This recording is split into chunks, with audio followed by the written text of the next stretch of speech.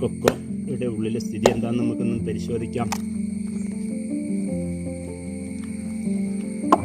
ഇതിൻ്റെ കൂഞ്ഞിലെല്ലാം കളഞ്ഞ് ഇങ്ങനെ ബീൻസ് കളക്ട് ചെയ്യാം. ഇതിപ്പം സീസൺ കഴിഞ്ഞതുകൊണ്ട് കൊക്കോക്ക കുറവാണ്.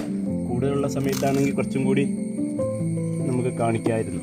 ഇപ്പം അതിൻ്റെ നടുവിൽ ഇങ്ങനെ ഒരു കൂഞ്ഞിലുണ്ട്, അത് മാറ്റണം. അതും തൊണ്ടുമൊക്കെ കളയാം.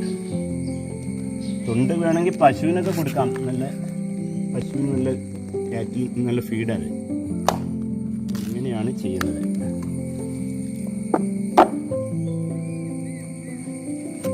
നല്ലപോലെ ഇതുപോലുള്ള ബെറ്റായിട്ടുള്ള ബീൻസ് കിലോയ്ക്ക് ഇപ്പോൾ 70 രൂപയാണ് ഇപ്പോൾ ഉള്ളത്. ഇതിന് 600, 700, 500 രൂപയാണ് ഈ സീസണിൽ വന്നായിരുന്നു. അതിപ്പം കുറഞ്ഞ് അവസാനം 70 രൂപയ്ക്കായി.